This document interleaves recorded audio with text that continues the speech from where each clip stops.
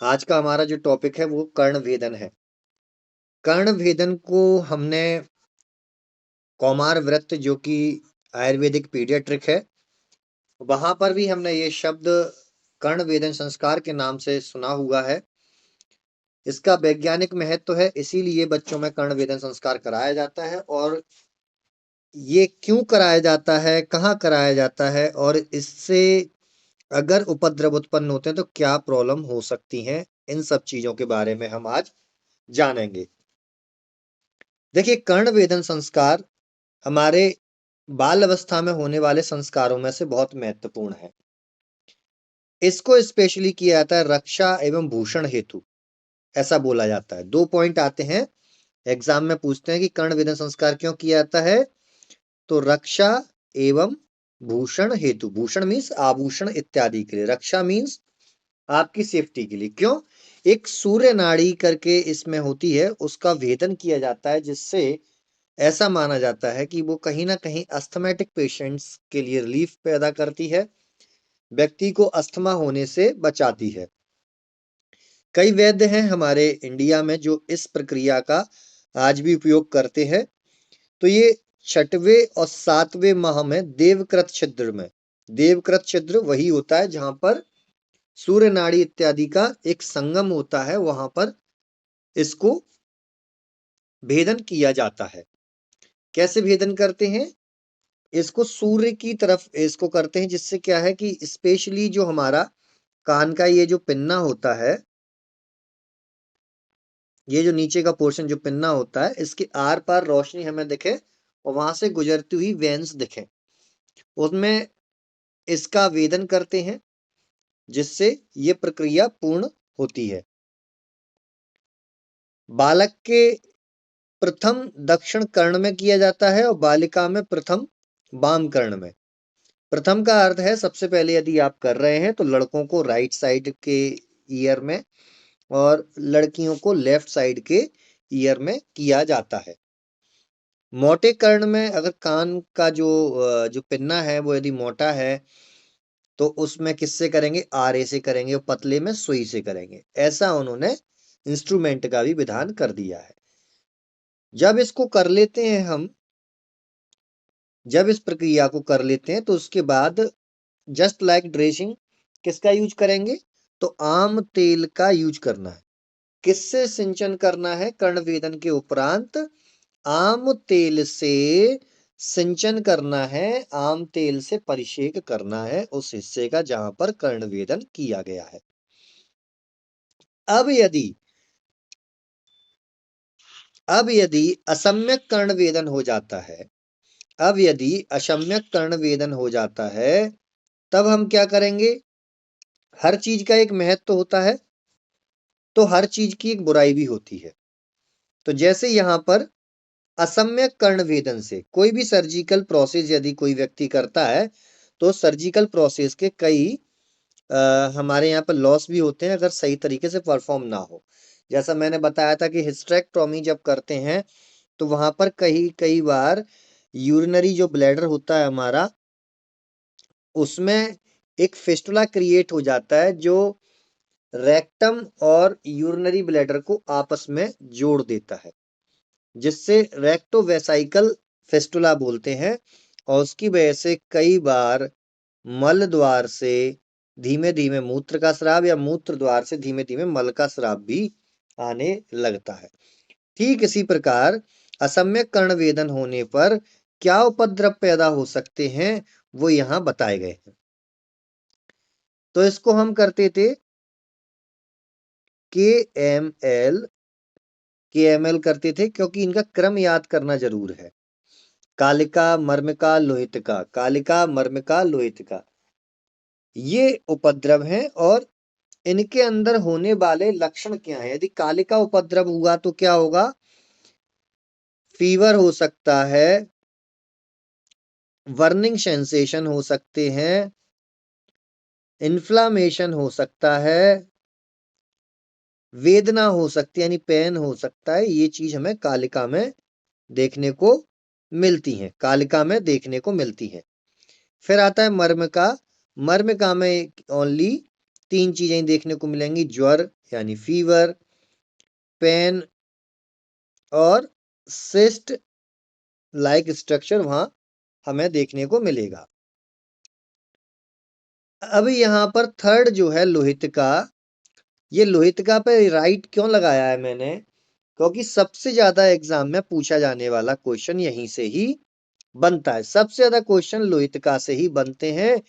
99% यदि उपद्रव में से पूछा जाएगा तो लोहितका में से ही पूछा जाता है। आप प्रीवियस ईयर के क्वेश्चंस उठा करके देख लीजिएगा।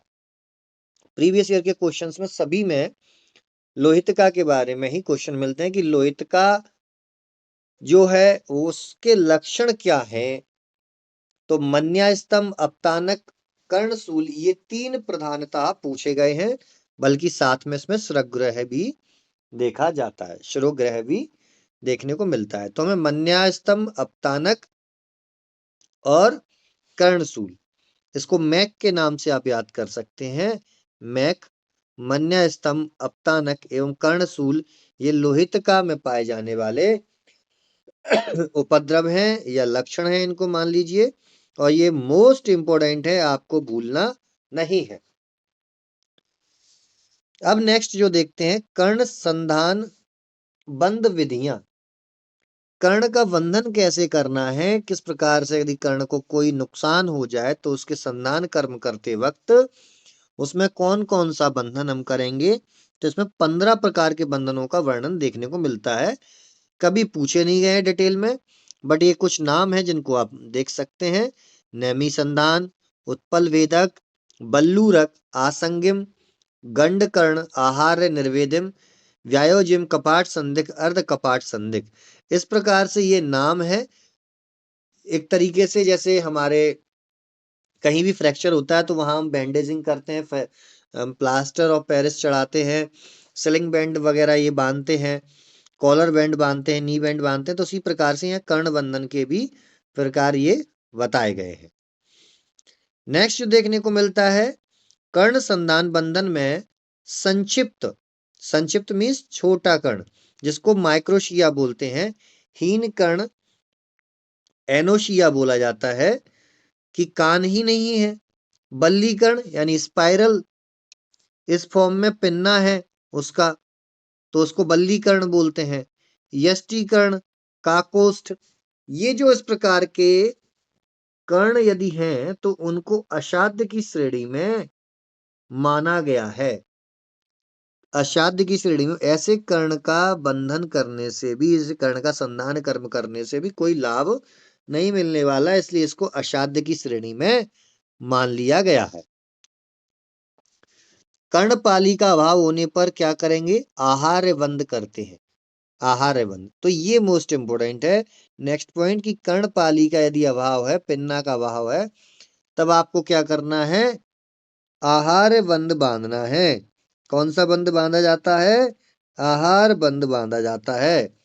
कर्णपाली के यानी पिन्ना के कौन कौन से रोग हैं, तो 5 प्रकार के रोगों का वर्णन किया गया है। कर्णपाली के 5 प्रकार के रोगों का मिश्रक चिकित्सा स्थान 25 में, ये कहाँ का है, पीडियाट्रिक का है, कौमार वृत्त का है, वहां पर इसका उल्लेख देखने को मिलता है।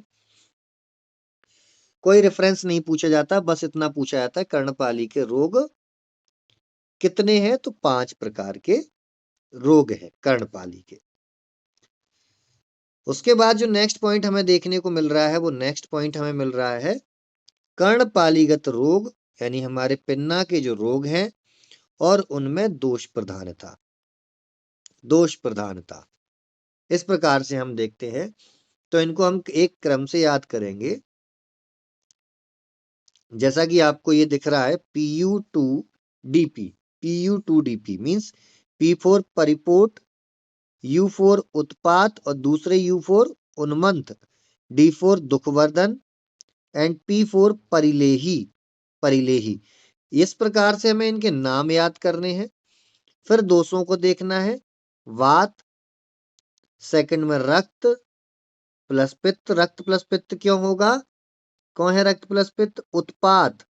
उत्पात कौन मचाता है, भाई अग्नि जहां पर लग जाएगी वहां पर उत्पात हो जाएगा, लोग चिल्ला के दौड़ना भागना शुरू कर देंगे।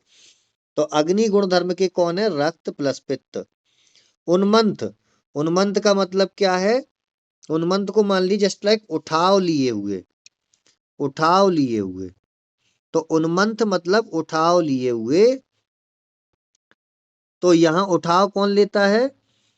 कफ अवरोध जब होता है किसी जगह पर, देखिए इस प्रकार से, किसी जगह पर कफ का अवरोध है और यहां से वायु प्रेषित की जा रही है तो वो और उठ जाता है, तो कफ और वातज व्याधि है। दुख वर्धन, दुख की वृद्धि कब होती है? दुख की वृद्धि, तीनों दोष जब अपनी असीम सीमा में वृद्धि कर ले तो दुख की वृद्धि होती है। परिलेही, परिलेही, अब देखिए लेही से आप समझ लीजिए, यहाँ कफ और रक्त को आप याद करिए, के प्लस आर। अब परिलेही में लेहन कर्म करने के लिए कोई ना कोई तो चाहिए, तो कृमि आ गए, कृमियों ने चाटना शुरू कर दिया, उस जगह को खाना शुरू कर दिया, भक्षण करना शुरू कर दिया, तो लेहन करने के लिए कृमि आ गए। कफ, रक्त और कृमि, कफ, रक्त और कृमि, ये तीनों का होता है। अब यहां मैं इसलिए आपसे बोलूंगा फिर से कि कोई भी इसमें याद करने की आवश्यकता नहीं है, बस विशेषकर देखते हुए चलिएगा, क्योंकि यहां से क्वेश्चन ज्यादा नहीं आते, केवल कर्णपालीगत रोगों के बारे में पूछ लिया जाता है। हम देखते हैं, कर्ण के अपांग पर प्रच्छान करते हैं, यानी अपांग पोर्शन कौन सा होता है अपना कर्ण का? देखिए मैं डायग्राम से आपको बताता हूं, ये किसी व्यक्ति का हेड है, फोरहेड, ये हमारी नोज है, यहाँ का हिस्सा कनीनक प्रदेश और यहाँ का हिस्सा अपांग प्रदेश, अपांग प्रदेश। अब साइड से यदि देखें तो ये कर्ण है, ये पिन्ना है, तो इसके इस इधर साइड वाला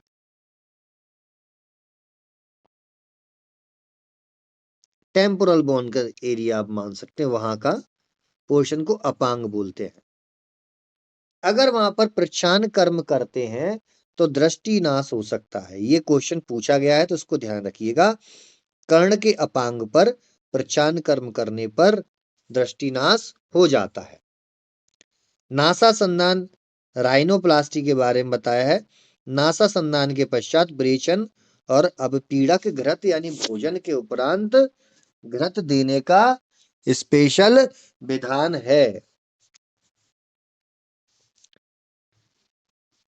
ये कभी पूछे नहीं गए हैं। कर्णपालिक उपद्रवों की संख्या पूछी जाती है, कितने प्रकार के उपद्रव है? 10। उत्पाटक, उत्पुटक, स्याब, अत्यंत कंडू युक्त, अवमंत, सकंडुक, ग्रंथिक, जम्बूल, श्रावी, दाहवान, श्रावी, दाहवान। एकेडमिक में तो ये भी नहीं पूछा जाता है, पीजी के बेसिस पर ओनली ओनली केवल नंबर्स पूछे जाते हैं, कितने प्रकार के कर्णपाली के उपद्रव हैं, कितने प्रकार के कर्णपाली के उपद्रव हैं, बस यहां से आता है। अब ये आया मोस्ट इंपॉर्टेंट पार्ट, इस पोर्शन को हम पढ़ेंगे आसानी से और इस पोर्शन को आपको बार बार रिवाइज करना है, क्योंकि यहां से जब क्वेश्चन आता है तो अकेले इसी पेज से 2-3 क्वेश्चन आपको मिल जाते हैं। तो व्रण बंधन, बैंडेजिंग, ये चल रहा है। व्रण बंधन कितने प्रकार का बताया गया है? तो सभी आचार्यों के अनुसार देख लीजिए, चरक ने 2 प्रकार का, दक्षिणावर्त और वामावर्त। दक्षिणावर्त कैसे? या तो राइट साइडेड आप बैंडेजिंग कर दीजिए, किसी का यदि हाथ है, जो मैं आपको एक डायग्राम से बताता हूं, ये हाथ है किसी का, ये मान लीजिए राइट साइड पोर्शन है, ये लेफ्ट साइड है। अगर ऐसे इस प्रकार से बैंडेज पट्टी वगैरह जो होती है हमारी, उसको हम इस प्रकार से बांधते हैं तो ये दक्षिणावर्त हो गया। और यदि हम ऐसे बांधते हैं, ऐसे बांधते हैं तो ये वामावर्त हो गया। तो ये किसने बताया है? हमारे आचार्य चरक ने। सुश्रुत ने कितने प्रकार के माने? 14, और भागवत ने 15 प्रकार के माने, एक एक्स्ट्रा मान लिया है। कौन सा माना है वो अभी जस्ट मैं आपको बताऊंगा। जैसे स्लिंग बैंड भी बोलते हैं, स्लिंग बैंडेजिंग वगैरह बोलते हैं। व्रण बंधन अवधि क्या होती है? ये मोस्ट इंपोर्टेंट, कई बार पूछा गया क्वेश्चन है। इसको समझिएगा। हेमंत, शिशिर एवं बसंत। हेमंत, शिशिर, बसंत, तीनों ऋतुएं कैसी हैं? ठंडी ऋतुएं हैं, शीतल ऋतुएं हैं। यहाँ पर दोष भी ऐसे कोई दूषित नहीं होते हैं कि जो उष्णता को लिए हों। तो भाई सर्दियों में आप 3 दिन छोड़कर भी बैंडेजिंग चेंज कर सकते हो। 3 दिन बाद भी आप ड्रेसिंग कर सकते हो क्योंकि है ना तो पसीना निकलने वाला उस व्यक्ति को, ना ही कोई प्रकार का इन्फेक्शन होने वाला है, इम्यूनिटी भी अच्छी होती है। शरद ऋतु में पित्त बहुत बड़ा होता है, हमारी बॉडी पित्त प्रकोपक ऋतु है। ग्रीष्म और वर्षा ऋतु दोनों ही जानते हैं। वर्षा ऋतु में ह्यूमिडिटी बहुत होती है, ग्रीष्म ऋतु में गर्मी बहुत पड़ती है, पसीना भी बहुत निकलता है, जिसकी वजह से बार बार उसको 2-2 दिन छोड़ करके बैंडेजिंग करने की आवश्यकता पड़ जाती है। आपको ये क्लियर हुआ? कोई डाउट तो नहीं है? क्यों ये हेमंत, शिशिर, बसंत में 3-3 दिन पर कर रहे हैं? क्यों शरद, ग्रीष्म, वर्षा में 2 दिन पर कर रहे हैं? क्लियर है? चलिए नेक्स्ट आगे देखते हैं। अगर क्लियर ना हो तो आप मेरे से पूछ सकते हैं, मैं बता दूंगा और आपको इसको डिटेल में। आपातकाल में इन नियमों की आवश्यकता नहीं पड़ती। ये कहाँ के लिए पॉइंट आया इन्होंने? अगर किसी व्यक्ति को इमरजेंसी है, इमरजेंसी की कंडीशन है, उसको घाव बहुत ज्यादा परेशान कर रहा है, लग रहा है कि कुछ गड़बड़ हो रहा है अंदर ही अंदर, जैसे होता है ना किसी व्यक्ति को आपने प्लास्टर चढ़ा दिया, अंदर इचिंग हो रही है, पेन हो रहा है, कई बार प्लास्टर खोल के देखते तो अंदर अंदर गलाव बैठ जाता है। तो ये इमरजेंसी कंडीशन में आपको ये नियम नहीं देखना है। पेशेंट आ रहा है, आपको कंप्लेंट कर रहा है, आप बोले जा रहे हो यार 3 दिन बाद देखूंगा, 3 दिन बाद देखूंगा या 3 दिन बाद देखूंगा, नहीं। कंप्लेंट दिख रही है, आपको डाउट है, आप ओपन करके देख सकते हैं घाव को, और उस व्रण को देखने के बाद उसके साथ जो भी करना हो on the depend of condition, कि अगर वहां पर कुछ भी हो रहा है तो उसके अकॉर्डिंग आप ट्रीटमेंट करके उसको फिर बैंडेजिंग कर सकते हैं। तो इमरजेंसी में यहां पर ही नहीं, किसी भी जगह इमरजेंसी में आचार्य शाश्वत क्लियर बोले हैं कि इमरजेंसी का एक ही रूल है कि कोई रूल नहीं है। आपको ऑन द स्पॉट जो सिचुएशन है उसको देखते हुए उस व्यक्ति को बचाना है। अब बंद लक्षण आते हैं, गाढ़ बंद, शिथिल बंद और संबंध। गाढ़ बंद होता है बहुत टाइट बैंडेजिंग, बहुत टाइट बैंडेजिंग, है ना, बहुत टाइट बैंडेजिंग। शिथिल बैंड कैसा होता है कि श्वास लेने के साथ हिले।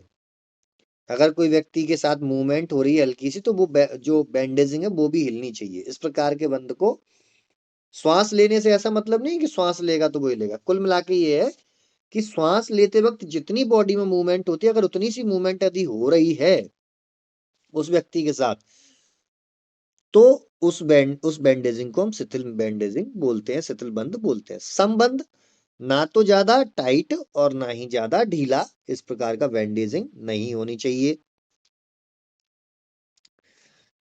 गाढ़ बंधन योग्य स्थल, ऐसी जगह जहां पर टाइट बैंडेजिंग करने की आवश्यकता होती है।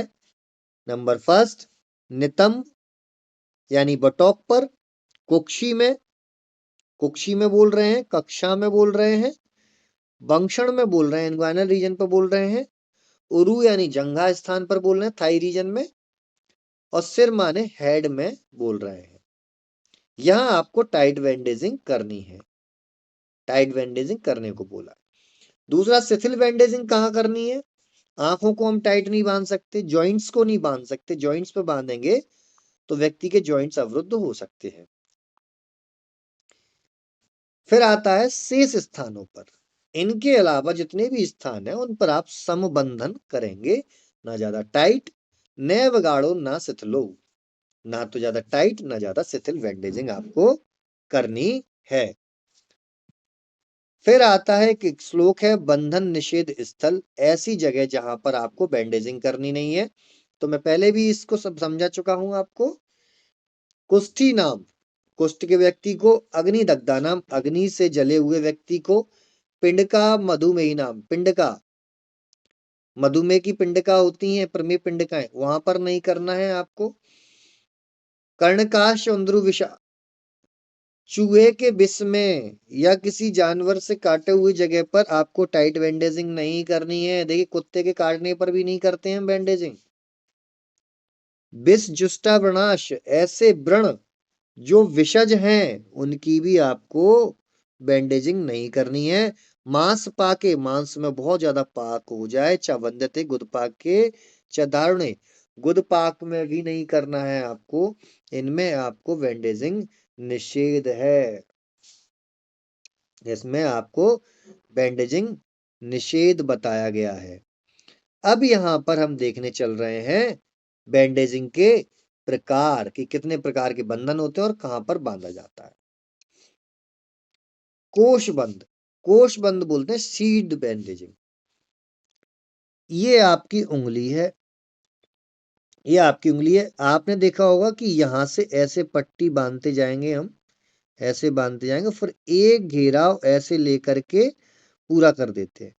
यानी अगर इसको उंगली के ऊपर से मैं इस बैंडेजिंग को निकालना चाहूं तो ये कुछ इस प्रकार से निकल जाती है बाहर, इस प्रकार से घोंसला नुमा जिसको बोलते हैं। कोश का अर्थ ही होता है घोंसला। तो ये कहाँ बांधा जाता है? उंगली, अंगुली पर या अंगुली के पर्व पर। पर्व क्या होते हैं देख लीजिए, आपकी उंगली है, उंगली पर ऐसे ऐसे निशान होते हैं, तो इस एक हिस्से को पर्व बोला जाता है, इसको दूसरा पर्व बोला जाता है ना, तो इनको पर्व बोला जाता है। फिर आता है दाम बंद, फोर टेल्ड बंद, जो आजकल मास्क चल रहे हैं कोविड के, उन कोविड के मास्क में ऐसे ये मास्क है, एक ऐसे एक ऐसे एक ऐसे एक ऐसे स्ट्रिप लगा दी, इसको बोलते हैं फोर टेल्ड या दाम बंद। इसमें बहुत दाम खर्च हुआ है इस बार कोविड में। संबाधांग यानी तंग या ऐंठन युक्त अंगों पर लगाना है ना। स्वास्तिक, स्वास्तिक कैसा? स्वास्तिक का निशान सभी ने देखा है, इस प्रकार से बैंडेजिंग होती है। ये कहां पर की जाती है? फिगर ऑफ 8 भी बोलते हैं इसको, इस प्रकार से भी इस बैंडेजिंग को बोलते हैं, ऐसे भी लगाने को स्वास्तिक बोलते हैं। तो ये संधि पर, जॉइंट्स पर, कूर्चक संधि पर, भ्रू, भ्रू क्या होता है? ये हमारी आंख हो गई, यहां पर बीचों बीच में, यहां भ्रू पर, स्तनांतर पर, स्तनांतर मीन्स ब्रेस्ट के बीचों बीच में, यहां बीचों बीच में अगर कहीं चोट लगी है यहां पर आप इसको बांधते हैं, या कर्ण पर बांधने को बोला है। अनुबेलित, अनुबेलित कैसा है? स्पाइरल, जस्ट अभी मैं वामावर्त दक्षिणावर्त बोल रहा था उसी को, ये हाथ और पैरों पर बांधा जाता है। मुत्तोली बंद, मुत्तोली बंद जस्ट लाइक आप इसको ये समझ लीजिए, लंगोट जो होता है, लंगोट ट्रायंगुलर शेप में, ट्रायंगुलर शेप में इस टाइप से जो बांधा जाता है उसको मुत्तोली बोलते हैं। ग्रीवा पर या लिंग पर इसको बांधा जाता है। मंडल, सिंपल, घुमावदार, एक ऐसे बांध के खत्म कर दिया। ये कहां पर मंडल है? तो देखिए गोलाकार आकृति में इसको बांधा जा रहा है, तो ये कैसे अंगों पे होगा? वृत्ताकार अंगों में, जैसे एब्डोमेन हो गया, जंघा प्रदेश हो गया, आपका आपके बाहु हो गई, बाइसेप्स ट्राइसेप्स वाली जगह पर। स्थगिका बंद, रिकरेंट, रिकरेंट एक ही जगह पर इस प्रकार से बांधते जाते हैं, इसको स्थगिका बंद बोलते हैं। ये अंगूठे पर, अंगुली पर या शिशन आग्र पर बांधा जाता है ना। पेनिस के फ्रंट पोर्शन पर, जिसको ग्लांस पेनिस की जगह बोलते हैं, वहां पर इसका ही उपयोग किया जाता है। देखिए अंगुली पर कोसबंद भी बांध रहे थे और उंगली पर स्थगिका बंद भी बांधा जाता है, इस चीज को विशेष ध्यान रखें, इसलिए मैंने अंडरलाइन दोनों जगह कर रखा है। अब यमक बंद, संयुक्त व्रणों पर, संयुक्त व्रणों पर कैसे बांधेंगे? जैसे ये हाथ है, एक घाव यहां है, एक घाव यहां है, तो एक बैंडेजिंग ऐसे करके इसको ऐसे ले गए, फिर दूसरी बैंडेजिंग ऐसे कर दी। समझ में आया कि आपने पहले एक घुमाव करके इसको कवर अप किया, फिर आप उसी पट्टी को ऐसे खींच के ले गए, फिर दूसरी जगह जो घाव है उसको भी कवर अप कर दिया। यदि पास पास में, ज्यादा दूर वालों पे नहीं करेंगे, क्या लिखा है, संयुक्त वर्णों पर करना है। खटवा बंद जस्ट लाइक वही फोर टेल्ड, इस प्रकार से इसको खटवा बंद बोलते हैं। लेकिन ये कहां पर बांधा जाता है, हनु, शंख और गंड प्रदेश पर, तो आपके जॉ पर, टेम्पोरल बोन पर ये बांधे जाते हैं। यहाँ के ये बंड है। चीन बंद आता है हमारा, चीन बंद आता है मैनी टेल्ड फॉर आई। इसमें आंख के ऊपर ये बांधा जाता है, जैसे फॉर एग्जाम्पल आपने देखे भी हो, प्राचीन समय पर फोटोज वगैरह अवेलेबल होते हैं गूगल पे या कहीं आपने देखे हो। ये किसी की आंख है, ये किसी की आंख है, ये नोज है। अब यहाँ इन महाशय का आई का ऑपरेशन हो गया है, तो आई के ऊपर यहाँ बैंडेजिंग कर दी, ये गॉच पीस रख दिया और यहाँ ऐसे टैपिंग करते हैं ना, पहले टैपिंग नहीं होती थी, पहले इसी प्रकार से घुमावदार ऐसे करके बांध दिया जाता था। अभी टैपिंग को भी इसमें ले सकते, इसलिए लिखा है मैनी टेल्ड। क्या लिखा है, मैनी टेल्ड फॉर आई। अब चीनियों की आंख कैसी होती है, चीनियों की आंख अलग टाइप की होती है, तो इसीलिए इससे आप समझ लीजिए नेत्र या अपांग प्रदेश पर इसका बंधन करते हैं, नेत्र या अपांग प्रदेश पर इसका बंधन करते हैं।